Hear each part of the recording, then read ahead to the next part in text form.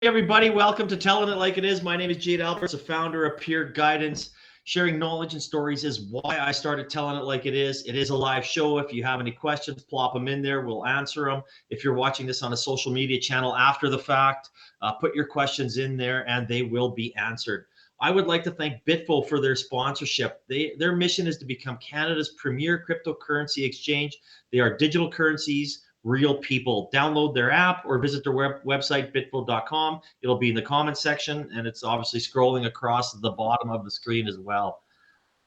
I am super pumped about today's guest, not only because probably 100% of this people, I should say 99% of these people in the world are dog lovers, and I am one of them. And this is going to be a great discussion. John, the founder of Spot Dog Walking, how are you today?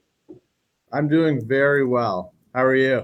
You know what? I can't complain other than it's raining outside, and it wasn't fun walking my dog this morning in the rain. But you got it done. That's all that Hey, we matters, got right? it done, and today was probably the day I should have used the app. Well, that's the thing. Rain or shine, your dog doesn't care, right? They need to get out. They need to get out. There is no doubt about that. One of the things Don't I let love talking don't let about is, your busy schedule or your laziness get in the way. yeah, probably the laziness more than the busy schedule. Yeah, The dog can wait. It's all right. He doesn't need, just let him out in the backyard. He's fine. especially nowadays. People don't have very busy schedules. Yeah, exactly. We're hoping that changes soon. It's starting to change. It's a good thing. It's a good thing. And Yeah.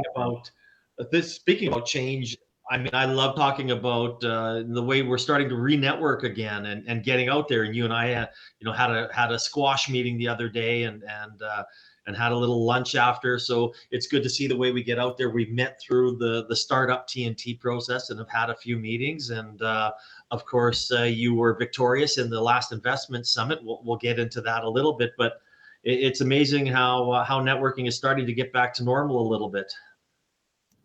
Well, today was one of the first days that I actually caught in traffic on the way to work. So that, for a guy whose business relies on people being in the office, living busy lifestyles, it was great. It was a bit stressful because I had to make it on time to make this call. But other than that, it was good to see, right? Held Oh, up, not due to construction. I'm 100% with you. I'm happy to, even going downtown right now. I'm actually having a harder time finding a place to park, which is a good sign. Me as So, well. so yeah. So here we'll do a brief introduction, and then we'll get into our conversation. So, John is a dog owner with a full-time job. He soon realized that there was no easy way to book an on-demand dog walk. In 2016, he left his corporate career to set out to build the safest and easiest and most reliable dog walking service on the market. Spot is a true on-demand dog walking app with a guaranteed walker arrival in under 90 minutes, or the walk is free. So we always talk about people having a problem, creating something, and that turns into a business. So I mean, we can expand a little bit more on that intro right there, but let's. It's probably a little deeper than that on how you founded Spot Dog Walking.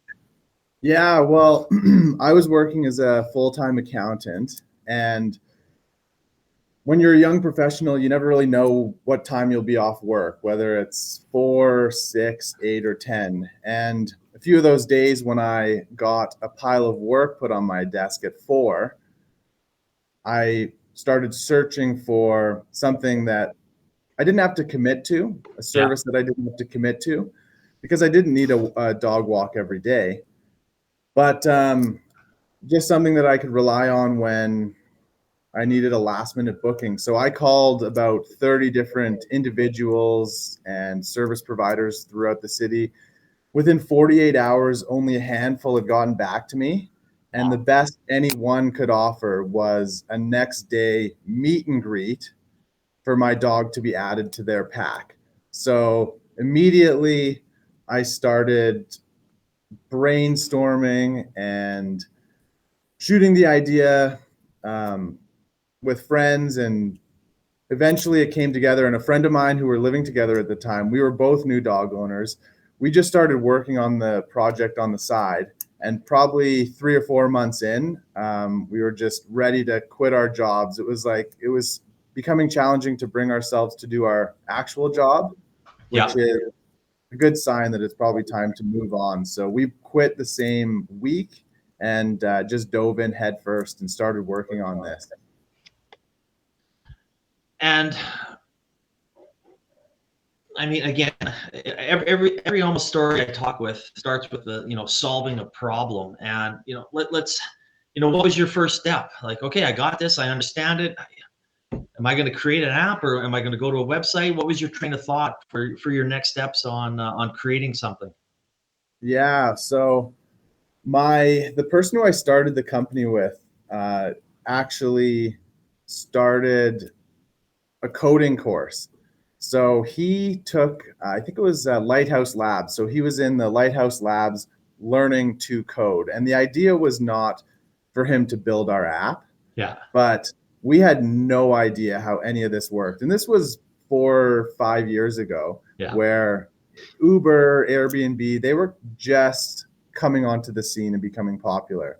So we really had no idea what to do. There wasn't a lot of guidance, and even on YouTube or in literature, there wasn't a ton out there 5 years ago. Yeah. So he took the coding course in order to figure out how to speak with developers. He wasn't going to build the app himself. From there, we went on to Upwork, which is a freelance site, and we reached out to a handful of developers that we liked and engaged them all on small tasks, which I think was build version 1 of a schedule for us, something that would take 10 hours a day. Yeah. And we ended up finding a guy who it worked out really well. He was a university professor at a technical university in Macedonia, and he was very used to reviewing other people's code, and that's worked out incredibly well. He's been with us. He's now almost technically a co-founder, has equity in the company, and it works out well for him because he earns essentially what a doctor makes over there. So he's loving it. But yeah, he's built almost the entire project from scratch. And every time we go to hire a new developer, he'll review their code and often reject them. We do have another developer in Russia right now who helps out, but we got very lucky. This one developer in Macedonia has done probably 95% of our front and back end. But yeah, when launching, one of our biggest challenges was insurance. This was a very new concept, Airbnb and Uber, right? So it took us probably 6 months to nail down an insurance policy that would cover our unique business model, that would protect the person's home, personal property, dog, and dog walker. And that set us back by about 6 months. When we finally did launch, we launched probably a 6-month beta where our beta users went from about 30 down to 1, and we were just using this one person to gain insights from. We probably could have ran that beta for 2 years and still found issues, things to tweak, bugs. But at some point, you just have to launch. And our initial version 1, was just horrible, as will happen, right? The first iteration of what you launch is usually, it's not only is it buggy, but you don't know, in our case, you don't know what walkers to hire. You don't have a reliable service. So it was kind of a mess. I applaud anyone who actually was brave enough to use our service for the first 6 months until we started to figure things out. But yeah, just a matter of, there were walkers arriving late, walkers canceling last minute. And for the first few years, before we had really figured out how to balance supply and demand, my co-founder and I served as the last line of defense. So if there was a walk request up in the Northwest and no available walkers, then we would just hop in our car and go do it. If there was a last minute cancellation down in Mackenzie Town, we would just hop in our car and go do it. So over the first few years, I walked 450 dogs. I was doing customer support on my phone, in between dog walks, middle of winter in my car, blowing on the phone, trying to warm it up, right? could barely afford a jacket, was putting $10 of gas in my car at a time. But yeah, essentially,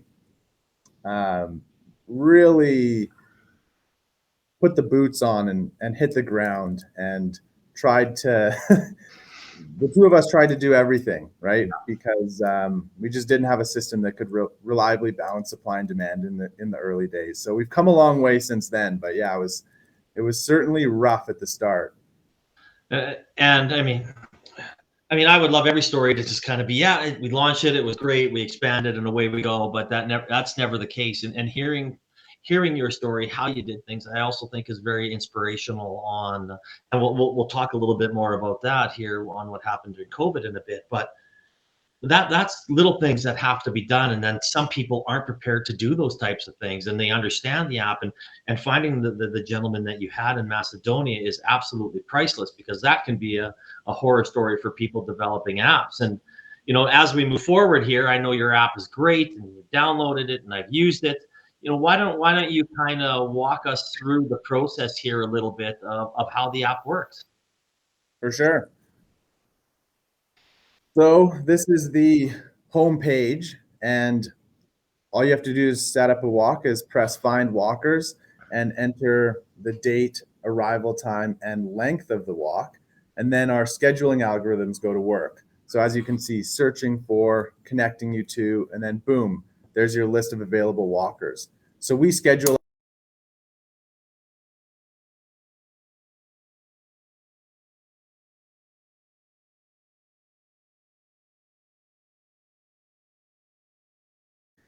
walk reports that have short story form videos, pictures from the walk. There's my dog Debbie.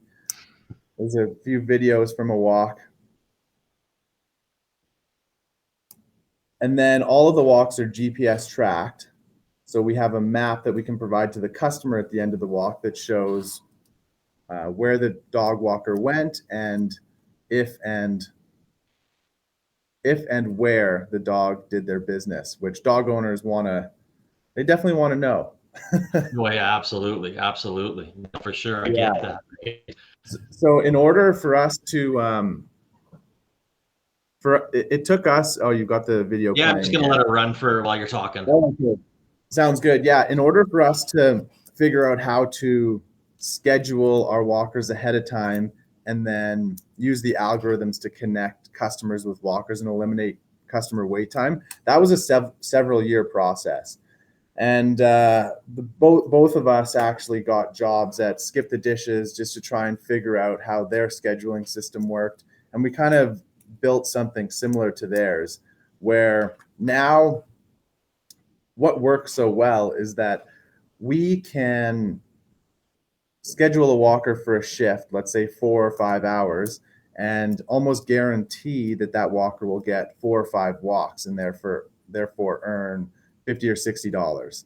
And when a dog walker can do walks back to back to back to back to back, it makes filling the holes in much easier. So our system can easily pull walkers who have a hole in their schedule that are already scheduled around the city to fill in the holes when customers have ASAP walks. But it's like fitting together a big puzzle every day, because in a certain area you might have somebody wants a 30-minute walk, arrival from 12 till 2. Somebody wants a 15-minute walk, arrival from 11 till 12. Somebody books an ASAP walk at 12:01. Someone books a 3-hour walk at 11:15. So our system has to put all that together, and it's so reliable now that every time a customer requests a walk, we supply them with at least one available walker. And we haven't failed. So just think, you're booking an Uber, there's always a car. we haven't failed to provide at least one walker to a customer in several years, probably about 40,000 walks. Wow. And it's also, I know you mentioned guaranteed walk arrival in 90 minutes or it's free. That's just for the ASAP walks.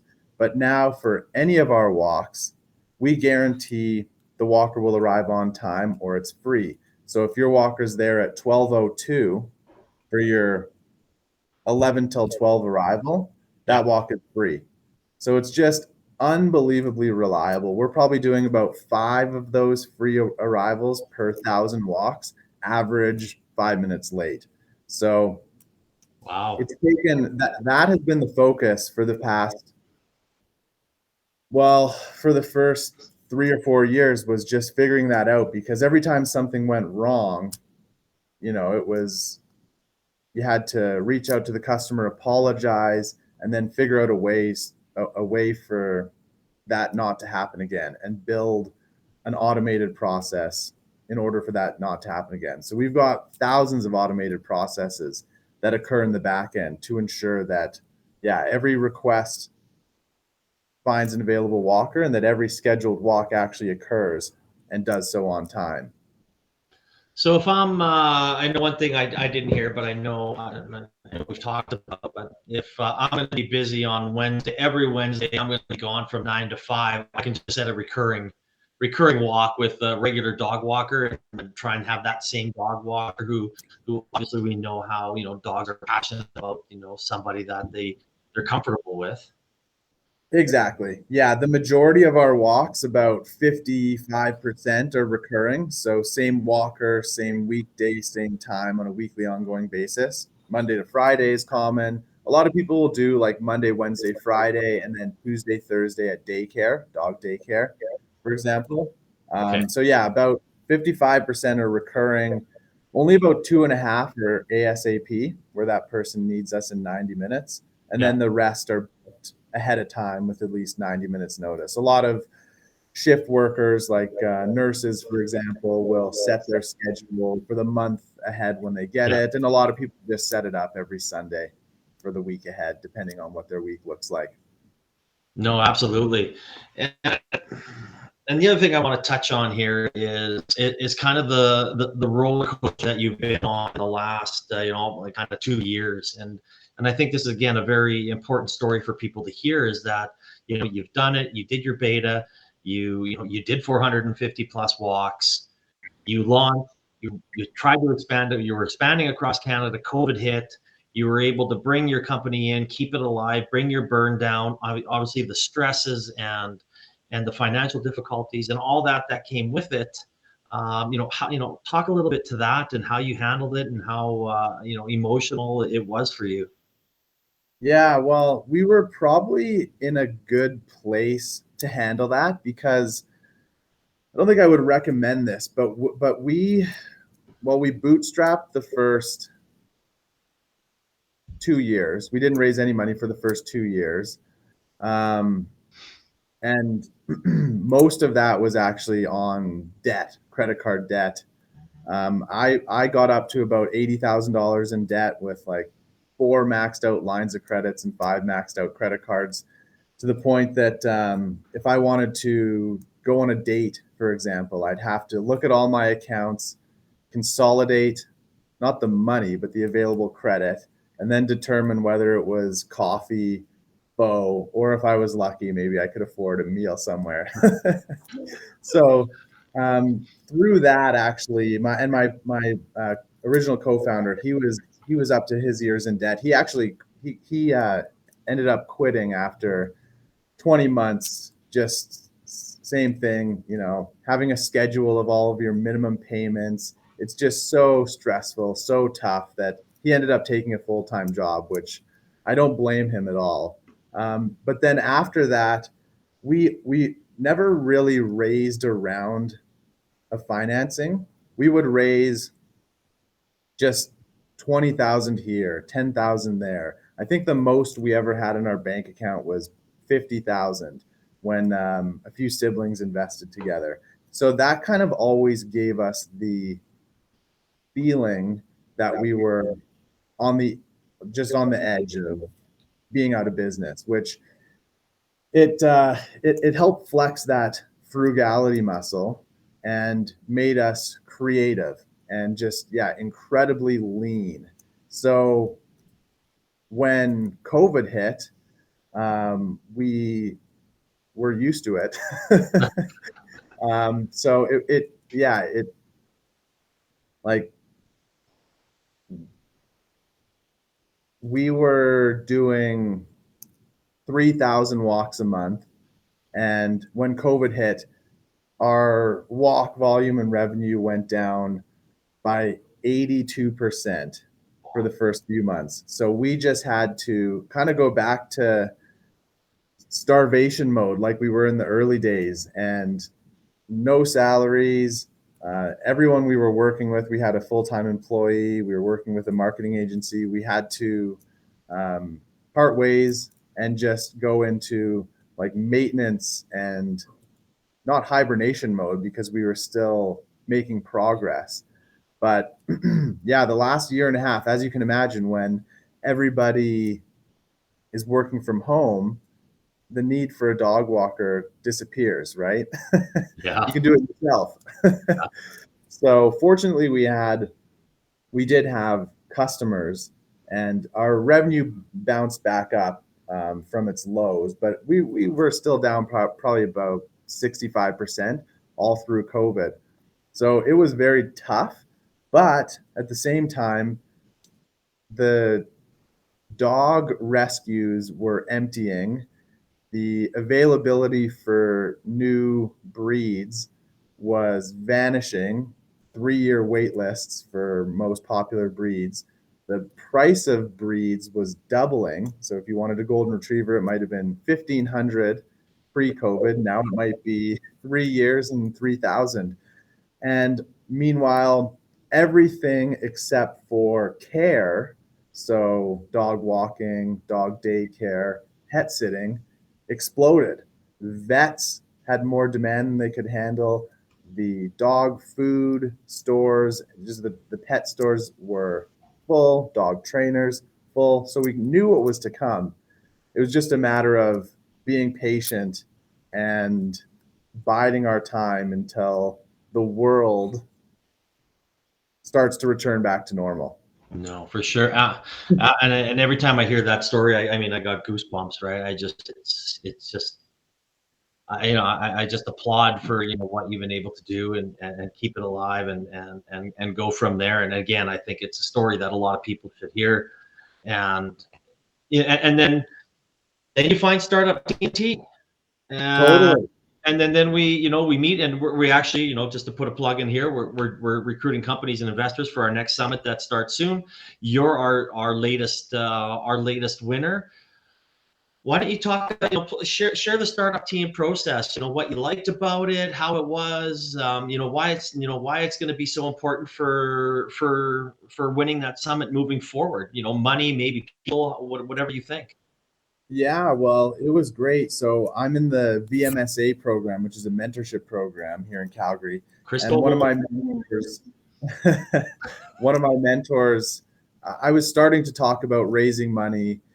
This was this summer because I anticipated things would start to return to normal as people went back to school and work this September. And one of my mentors was like, hey, you should apply for this. He sent me the link a few days before the application was due. And he's like, this could be a good place to kick off your fundraising efforts. Could lead to nothing. Probably will lead to nothing.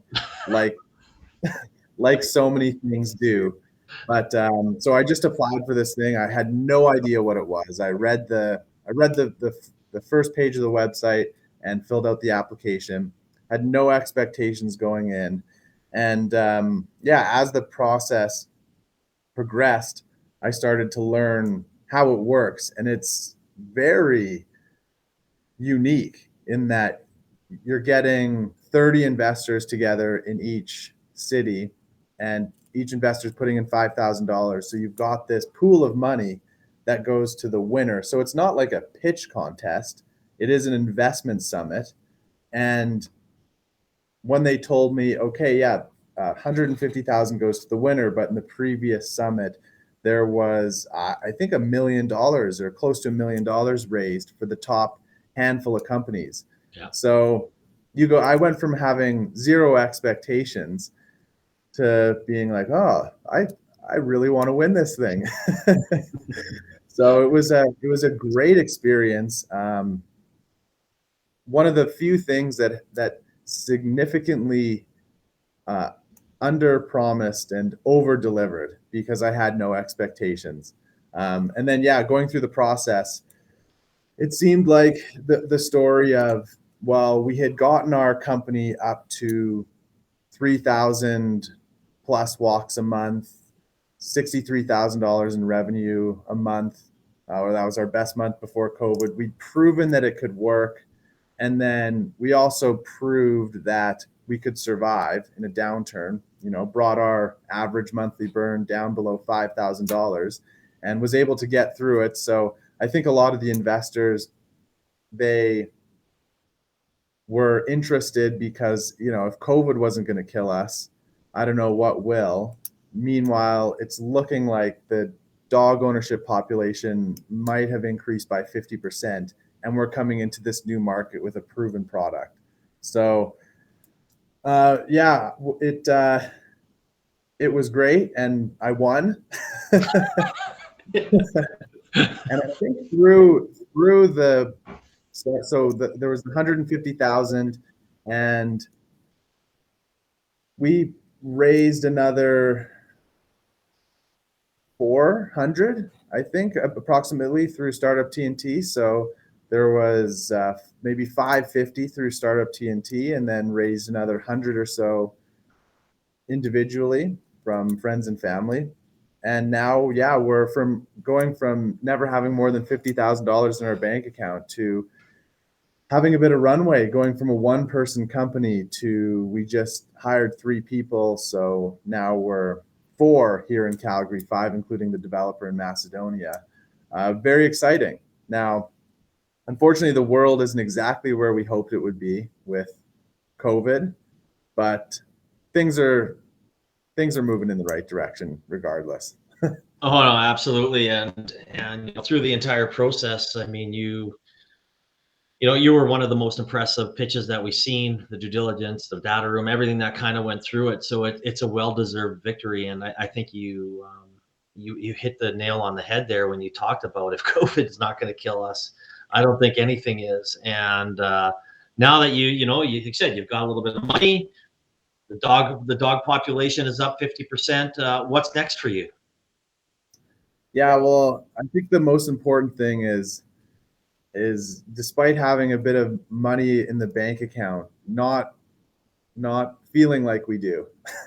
Because those years when we were so lean, we came up with a lot of really creative ways to find customers. Like we in Calgary, Vancouver, and Toronto, we had this amazing event called Puppies and Pizza, where we installed a button in the app. Anybody in each city could order a on-demand puppy play date with a litter of rescue puppies. We partnered with a different rescue in every city, and a pizza. And in each city, we had hundreds of people trying to order. Of course, with a litter of puppies, you're only going to make a handful of locations each day, but just really creative things like that were born out of necessity, right? We didn't have money for advertising, so we had to get creative. So I think the big thing right now is trying to keep that super lean mentality. But now we at least we can start running longer term consistent tests when it comes to our advertising, and we can start doubling down on what's working. So right now we were in Toronto and Vancouver, but COVID almost killed those 2 markets. It brought each market down to maybe a dozen customers being serviced by a handful of walkers on a recurring basis. So we're really seeing those as relaunches. So we relaunched in Toronto and Vancouver late August. And now that's our focus, is really prove out, we've proven what we can do in a city the size of Calgary. I still think we're scratching the surface in Calgary, but now it's, can we prove it can work in a place like Vancouver, which will unlock, 30 American cities? And can we prove that it will work in a place like Toronto, which will unlock all of the next biggest cities in the US? So right now it's just about taking what we have, proving it can work in these larger markets, replicating what we've done in Calgary, and then going from there. No, it's and I'm excited to watch what you're going to do. I'm excited to be, around as an investor, as a guy who can bounce ideas off, and those types of things. Like I said, we played squash. I think next is badminton, so I'll take a little bit of a beating there. You're way better than I am. I probably played since grade 9. But yeah, I mean, I'm excited for you, and I know a lot of the startup TNT people are excited for you, and now you have a whole network of people that you didn't know before that are there to support you and help you as part of the team, even though they're not. So it's I'm excited for that. Yeah, and that's one of the things too that I never focused a great deal on, was on the network. It was pretty heads down in the product. So this has been a really nice way to gain access to a great market for sure. No, absolutely. And I'm sad when these interviews are coming to an end, because it's always great talk. It's always a great story, and I'm sure we can just yammer on here for the next hour or so. But I mean, through all the things that you've done in the last, and I mean, you've been around for a little bit longer than most of the companies that I interview, and we didn't even touch on your Dragon's Den experience, but that's, people can go find that and read about it. But if you had one Well, piece of it, actually, what's that? if CBC makes it really easy. If anyone wants to watch the Dragon's Den pitch, just type CBC Dragon's Den, and you can go right to the most recent season and go right to the pitch. I was on the second day, but it's not like you have to watch the entire episode. They make it super easy. So yeah, if you're interested, check it out. It was stressful. Absolutely. I think I'll post that. I'll post that in the comments, in the comment section, and so people can kind of check that out as well. But I mean, you've been around a little longer than most of the companies I interview, and obviously listening to your story, the people here, kind of understand what you've gone through. So, if you had one piece of advice for a small business startup or entrepreneur, John, what would that be?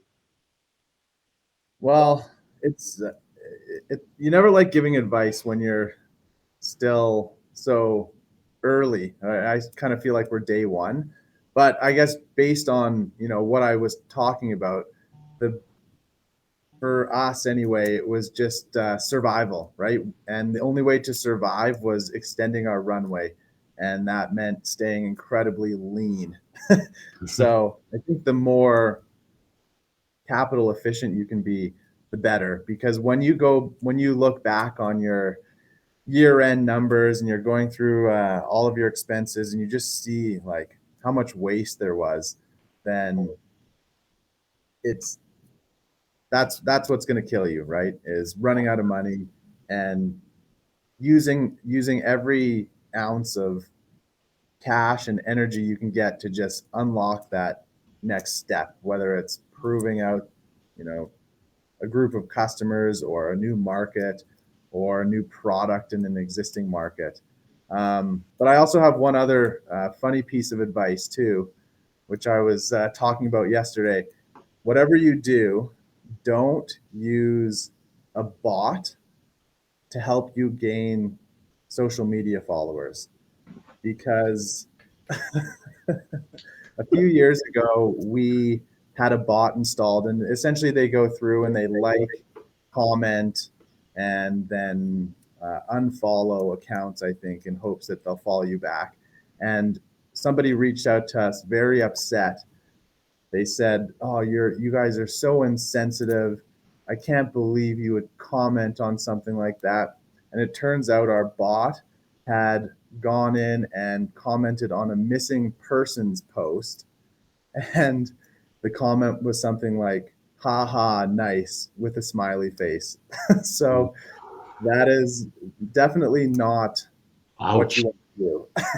Oh, It was easy to explain the situation to them. Hey, sorry, we're first time here, first time entrepreneurs. We had a bot installed. We're really sorry, but whatever you do, you don't want to be in that situation. oy, oy, oy. Oh my goodness, I didn't know that.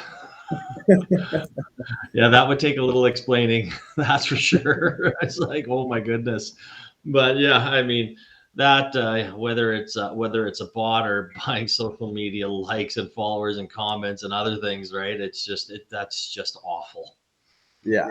I hate that. That's why you got a little round of applause there. That's for sure. Again, John, I really appreciate you coming on, sharing your story, and inspiring people out there. And you know, again, as I said, I look forward to watching you guys expand across Canada and keep on using your service as we move forward as well. So, thanks again, and I appreciate your time today.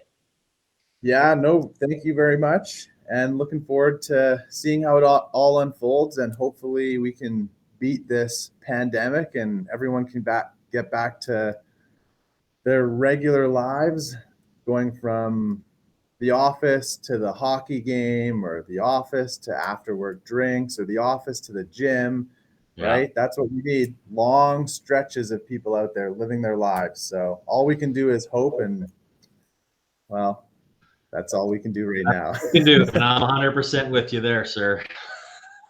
All right, enjoy the rest of your day.